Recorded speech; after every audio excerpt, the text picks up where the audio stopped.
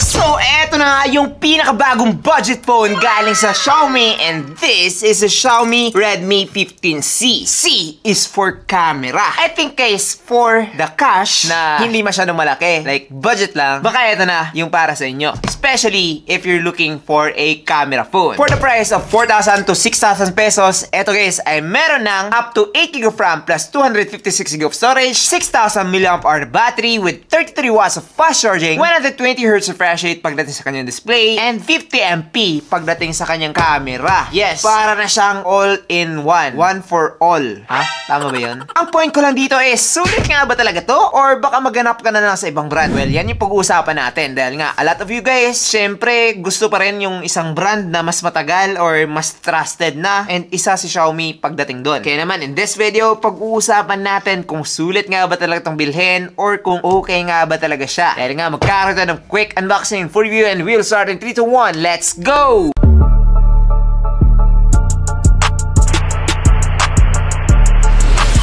Yo, what's up guys? I'm JP and this is JTeen TV. Now, before we proceed, I just wanted to know na meron tayong 3 giveaways ngayong September 27, 2025. Samsung A16 4G, Samsung A07, and Samsung Tab A9. So, all Samsung to guys. Next time, baka all Poco, all Xiaomi. Depende sa atin yun. But yes, monthly giveaway is on. Now, back to this phone. As you can see, medyo awkward yung pagkakalagay ng kanyang parang sticker dito. Hindi talaga siya, you know, maganda na pagkakadesign pagdating dito sa kanyang box. Parang dinikit lang. Nakalagay dito guys na powered siya ng HyperOS, which is okay na rin na OS para sa akin. And yes, nagre-remind pa rin sila na meron silang Google dahil nga, syempre, baka akala ng tao na sila yung Huawei, which is wala ng Google. Eto guys, Xiaomi to. So, meron pa rin. Now, let's unbox.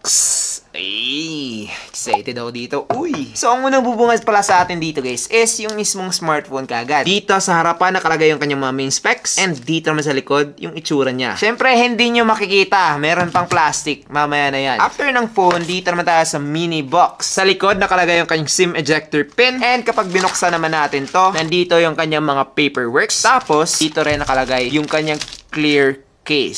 So, meron siyang free na clear case, guys. And pagkatapos naman yan, dito sa ibaba, nakalagay yung kanyang USB-A to Type-C na cable. And last but definitely not the least, the 33 watts charging brick. Yes, mabilis na yung charging capability niya. And meron pa siyang kasamang adapter. Shout out sa mga brand na hindi na naglalagay ng adapter. Ang papangit nyo.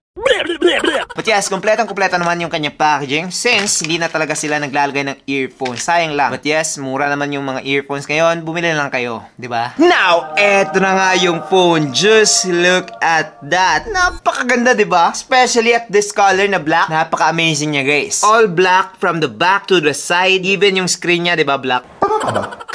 Now, meron ka pa iba't ibang color na available, which is yung Twilight Orange, Mint Green, and Moonlight Blue. For me, kung gusto mo ng isang premium looking device, hindi talaga cheap tingnan, kunin mo etong black na color. Just look at that, diba? Sobrang ganda. Now, when it comes to its build, etong photo ay merong plastic back, plastic frame, and glass front. Dito guys sa likod, makikita nyo naman yung kanyang 50MP main camera and isang auxiliary lens. Katabi nito yung kanyang flash, and dito naman sa may baba yung kanyang Redmi. And meron pang parang signature dito guys na nakalagay. Akala ko talaga parang artista or K-pop or something. Pero Redmi 15C lang pala.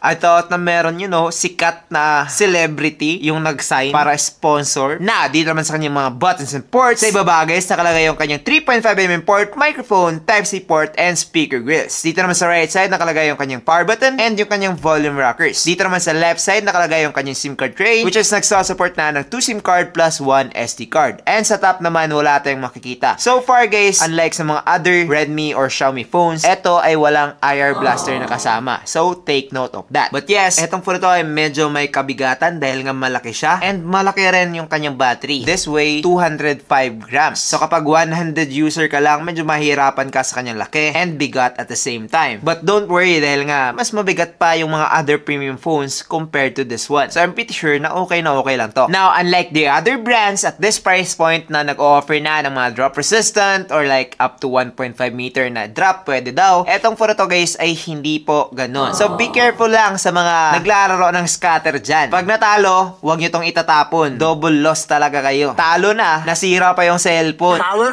Now, the only certification lang pagdating dito sa phone na to is yung kanyang IP64. Yes, meron na po siyang dust and water resistance. That is why hindi na po to basta-bastang mapapasukan ng mga alikabok and even splashes ng tubig. Like ulan, habang naglalaba, nabasa nyo, hindi na po to masisira. Pero, kapag ilulubog mo naman ng sadya or kapag nahulog sa isang malalim na tubig, I think dun na magtatapos yung buhay ng inyong cellphone. Dahil nga hindi naman siya IP68, IP69. So, be careful lang na wag nyo siyang ihulog, tapos wag nyo siyang ilulubog. Overall, this phone is pretty, premium, and also solid na rin yung pagkakagawa. One of the best looking phones that you can get for its price. Now, I think na this phone resembles the Poco C85. Parang rename lang, pero same lang ba na maganda rin? Well, yan yung titingnan natin. Pag-usapan naman natin yung kanyang display. So, eto guys ay merong 6.9 inch IPS LCD display with 720p HD+ resolution and up to 120Hz refresh rate. Meron din po tong up to 800 nits pagdating sa kanyang brightness, which is bright na po siya. So, even under the bright light or sunlight, makikita and klaro pa rin yung mga details ng inyong mga text, chat. So, perfect na to para sa mga riders out there. The only thing or like klarong-klaro kaagad dito is yung kanyang type of display. Yes, meron pa rin po siyang teardrop notch pagdating dito. Hindi pa rin po siya punch hole and it also has a big bezel pagdating dito sa kanyang bottom part. Now, yung bezels, medyo expected na yon. Pero, yung pagiging hindi punch hole, medyo hindi na expected yon. Especially at this price point. Marami ng mga other phones or brands na nagre-release na isang punch hole display tapos mas mura pa dito. Pero guys, yung only difference lang naman kasi is yung parang guhit dito ng punch hole. The rest is almost the same. But, they are dimmer or hindi maliwanag. Eto maliwanag na. And sometimes, mas less pa yung kanilang saturation. So, eto guys, medyo saturated na siya. Maganda yung kanyang display. Bright, vibrant, and for me, perfect na perfect to sa panonood ng mga movies, videos, and content sa inyong mga Sockmen. Recommended na recommended ko to dahil nga pagdating sa pag-scroll, pag-swipe, napaka-smooth niya na with a 120Hz. So, kung okay ka na naman na teardrop notch siya, tapos medyo malaki yung kanyang bezel, I think okay na yung display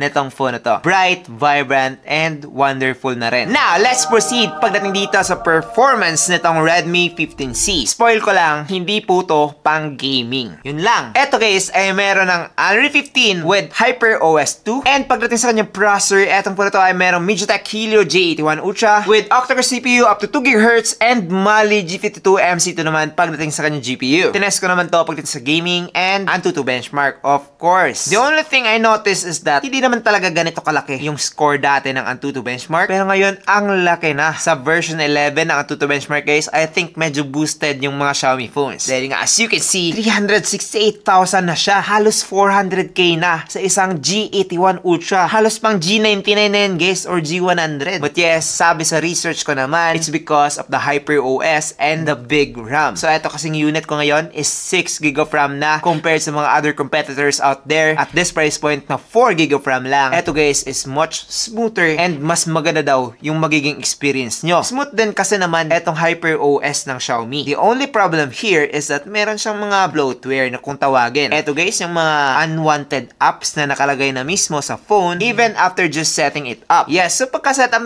mo pa lang, napakadami ng apps yung nandito kagad kahit na hindi ka pa nag-download. Like Bigo Live, Arena Plus, Block Puzzle. Hindi ko naman kailangan yan. Meron pang Snake Zone and other games. Like, kung gusto mong makasave ng space, kailangan mo pang i-delete or i-uninstall lahat ng mga apps na to. So, yun lang yung medyo ayaw ko doon. But so far, pagdating sa kanyang OS guys, para na siyang stock Android. Napaka-clean, maganda yung experience mo, smooth din, and walang masyadong delay. Now, tinest ko naman to pagdating sa gaming. Dito guys, sa Mobile Legends, meron na po siyang Ultra Graphics with higher refresh rate, and as you can see, playable na playable siya, especially kapag meron kayong malakas na wifi. Hindi po siya maglalag, pero minsan, magkakaroon ka talaga ng frame drops. Hindi maiiwasan yun, especially kapag heavy clashing. Pero kung ayaw mo naman mangyari yon, babaan mo na lang yung settings niya, and you will be good to go. Like, super smooth talaga to. But so far, even with the Ultra settings on, nakapaglaro naman ako, and I would say na playable na siya, and perfect na to sa mga casual gamers. Note, casual gamers. Hindi to para sa mga pro. Kung pro ka, bumili ka ng mamahaling smartphone with a very capable processor. Eto Ito kasi si G81 Ultra, okay lang to sa mga beginner, mga entry-level user. Hindi pa talaga to para sa mga pro-level gamer. Now, that's my experience with the Mobile Legends. I think okay na to para sa mga kids or sa mga tito, titas dyan. Okay na po siya. Ngayon, sa Call of Duty naman, naglaro din ako dito guys. But don't expect too much. Especially dahil nga, ito ay meron lamang single firing speaker. Hindi siya masyadong enjoyable pagdating sa bakbakan dito. Although, malakas siya dahil nga umaabot na siya ng up to 200% ng volume. But so far dito sa Call of Duty guys, playable naman po siya with just medium graphics and high frame rate. I think makakapaglaro ka na rin ng Call of Duty dito as long as hindi talaga tuloy-tuloy to the point na mag-iinit na yung phone. Para sa akin, okay lang din to casually. Maglaro ka ng 2 to 3 times a day or kapag meron kang bakante, okay na po etong si Redmi 15C. Dito naman sa Hawk, eto guys ay meron ng ultra pagdating sa kanyang graphic settings and so far, playable na rin po siya. Same lang sa Mobile Legends, same na maganda yung graphics niya and same lang din na hindi siya masyadong naglalag or nagkakaroon ng frame drops as long as hindi masyadong nagka-clash or madaming nangyayari sa inyong mga display. So far, yung masasabi ko lang talaga is hindi ko siya 100%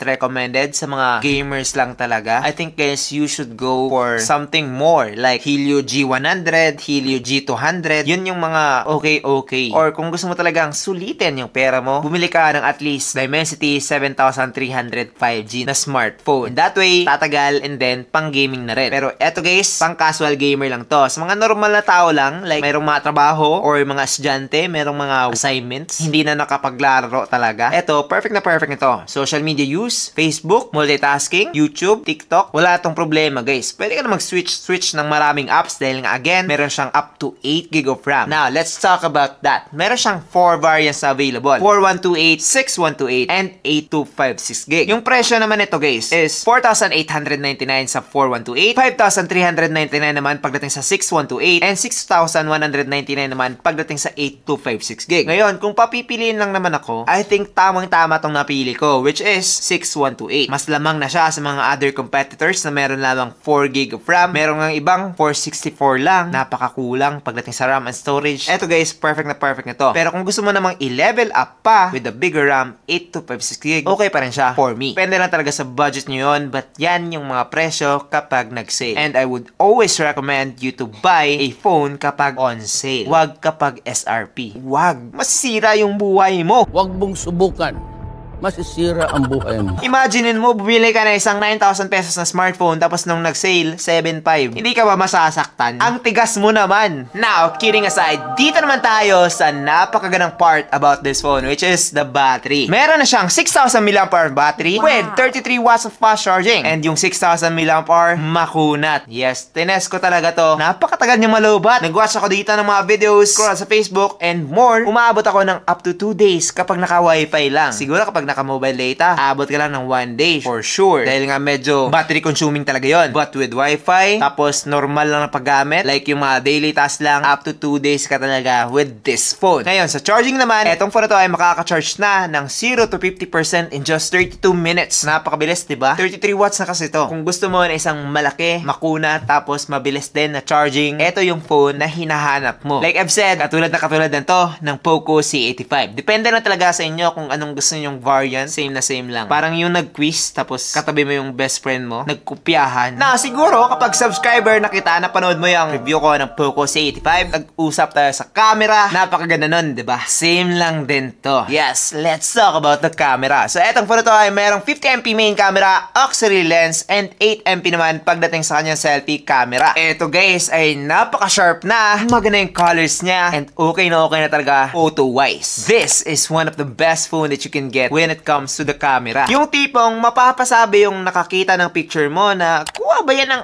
iPhone? Meron ka na palang iPhone? Yaman mo naman. Ganon yung mga reaction na makukuha mo kapag etong phone na to yung ginamit mo pang picture-picture. Like, just look at this. Napaka-sharp, napaka-natural, almost 100% natural na, mga 80% siguro. In short, eto guys, ay perfect na for its price pagdating dito sa camera niya. High resolution na siya with the 50MP, maganda na yung kanyang color production, and yung photo result talaga ng processor netong Helio G81 Ultra is just, amazing.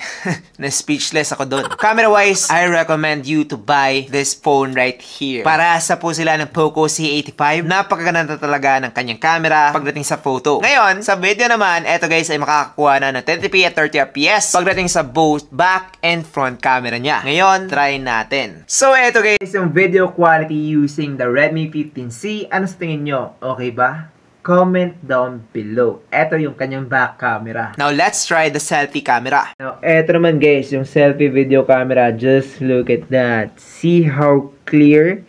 Kitang-kita yung mga pores ko. Pimple ko. Diba?